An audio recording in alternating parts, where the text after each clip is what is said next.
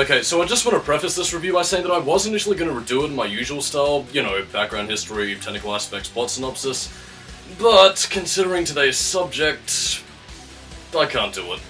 Sorry. There's a lot of bad movies I can stomach, but this isn't one of them.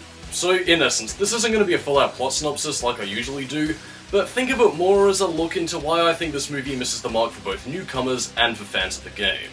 So, with that little disclaimer out of the way, grab a Pepsi and let's prepare for hell as we dive into Doom.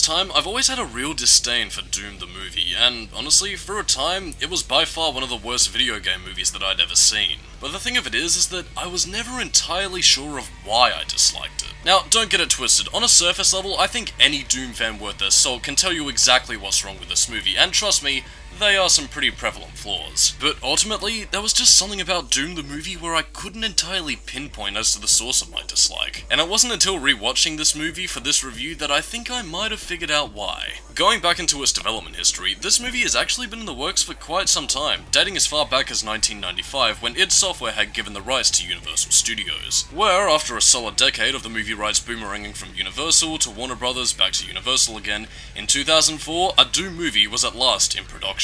The weird thing about the production is that id Software was reportedly involved in the process of approving the original movie's script, written by Dave Callahan. Although, given that this was reported back in 2003, during a time where Warner Brothers was set to produce the movie, I'm guessing that this is probably where id Software's input had stopped. But to give credit where credit is due, the Warner Brothers version, or at least from the sounds of things, does seem as if it would have been pretty faithful to the original games, as it even included some demons and elements of old and new. Such demons would have included the Archvile, however having this time some insect-like appendages, cacodemons, as well as a reported obscene female demon, and a creature called the Solidus-Skully. Sadly, however, these designs never made it into the final film, citing reasons of the effects just not looking right. In the Universal version that we have today, the film was written by Dave Callahan and Wesley Strick, where, well, considering what we have now, I'm guessing that you could probably see some pretty hefty rewrites considering what was cut. Again, I don't really have that much more development history to go on, or at least as far as how things turned out the way they are today, but I suppose I'll get into the movie's problems when I get into the plot. On a more positive note, however, I can say that it does seem that the movie was at least trying to put some effort in to be similar to the games, which is a lot more than I can say for certain other video game movie adaptations. I think the movie does a fantastic job of nailing the set design and overall look of the games, laden with a lot of Doom 3 influence. Creatures like imps, zombies, hell knights, and the Pinky redesign all look pretty on point to their game counterparts, and if you were to look at this from a casual glance, you'd swear that this movie would be a pretty faithful adaptation of the video games. Going even further onto that part will be its soundtrack, containing some pretty rockin' music and including a track from Trent Reznor, who most Doom fans will probably know given Reznor's intended involvement in Doom 3's sound design. Although, part of me can't help but think that this was a seriously big missed opportunity to include some licensed track from some heavy metal bands. Seriously, given that the first two games had tracks inspired by the likes of Slayer, Metallica, and Alice in Chains and the like, I don't know, it just seems like a real missed opportunity not to include a soundtrack comprised of some metal bands. And to give credit where credit is due to the performances, I think most of the actors and cast in the film do a decent job in their roles, with the biggest letdowns being more or less a result of a poor script. And to me, it is with the script where I think Doom the movie falls completely apart. Getting the obvious fandom criticisms out of the way, one of the biggest grievances fans have with this film is the absence of hell, and by extension, the concept of demons. Now, of course, we do have the demonic creatures making an appearance, but unlike the games, they're genetic experiments. And this is a choice that really does make me wonder what the hell they were thinking.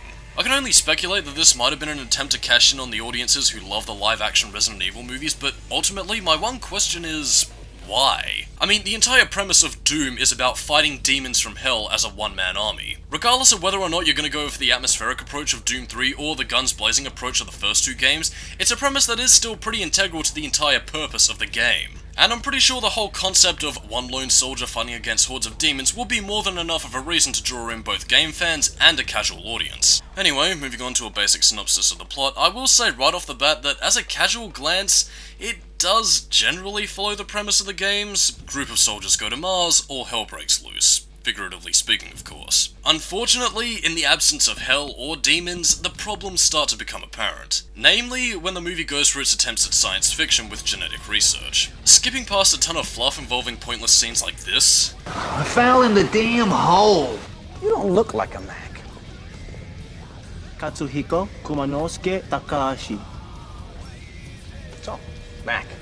What the UAC was researching on Mars was an extra chromosome that basically revolved around the concepts of good and evil, and how it essentially made the ancient Martian civilization superhuman in their abilities. Now look, I'm not scientifically minded or anything, and given that Doom is a science fiction movie, it can have leeway to delve into the fantastic as far as its science is concerned, but when it comes to delving into philosophical questions such as what's good and what is evil, the entire premise of it just falls apart on a pure science fiction level. Again, I can only really speak from my perspective here, but the world is far too complex to categorize something as purely good and purely evil. There are way too many variables and circumstances to consider about this kind of thing, and in the real world, context is everything. And yet, for a Doom movie, I actually wouldn't mind this element being here if it had included the concept of hell. I mean, honestly, giving it a bit of thought, I think it would be something that would endow Doomguy with a sense of strength and power to combat Hell's denizens, and not to mention give us a lot of our cool action scenes where we do see the one-man army fight his way through the Hell's demonic forces. A very coincidental blessing to be certain, but one that I do feel could be excused to some degree. But that isn't the case in a movie where hell and demons do not exist. Which really does baffle me as to why the hell they didn't include it, because I really feel that it downplays some of the religious symbolism in scenes like this.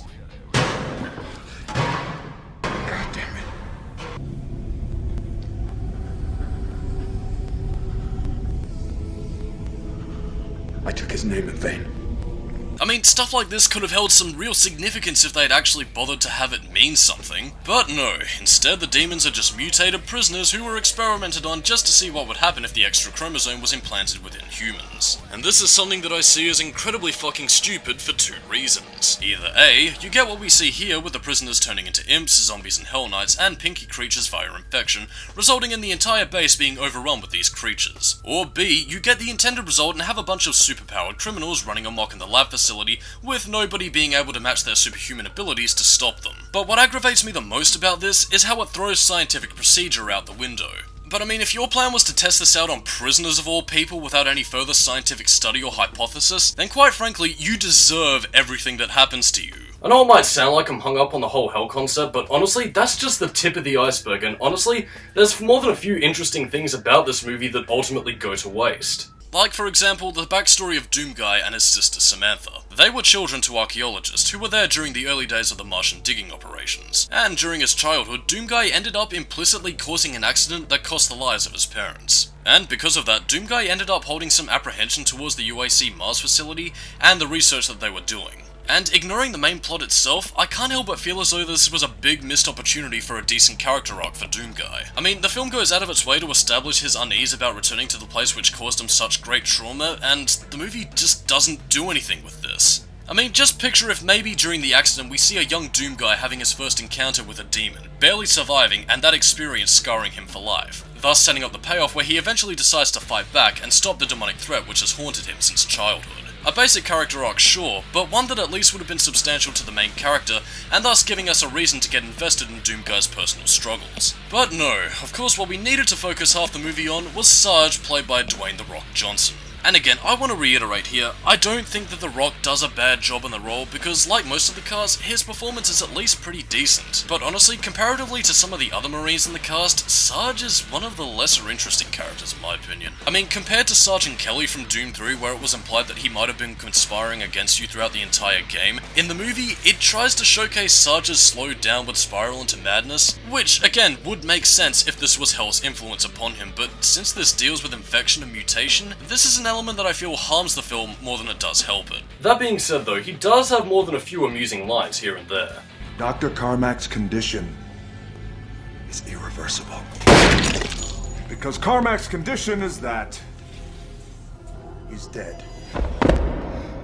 Semper Fi, motherfucker! But to give this film some more credit where it's due, there are a few things which I do think save it from my initial viewpoint on this movie being entirely terrible. For one thing, I do think there are a few likable characters such as Doomguy, Samantha, and Duke, and of course, the FPS sequence that this movie is most famous for. I mean, this movie is really tricky for me to talk about because what it gets wrong, it sticks out to both newcomers and fans, but what it manages to get right, it saves itself from being pure shit in my eyes to something, well, decently watchable. So I suppose to wrap things up, confusingly enough, what are my final thoughts on Doom the movie? Again, I can't say that Doom the movie is the worst video game movie I've ever seen, and nor is it really the worst action horror movie that I've ever seen either. But at the same time, however, I don't think this is the kind of movie that will satisfy either newcomers or fans of the games, considering its conflicting nature to being faithful to the source material, yet at the same time unfaithful.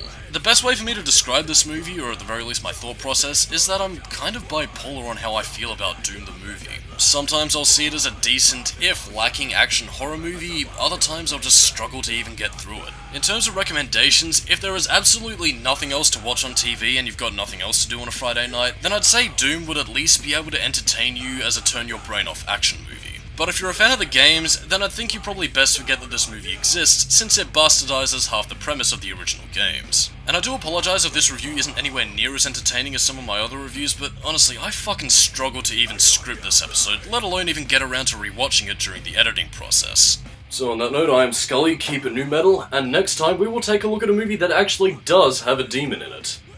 Catch you later.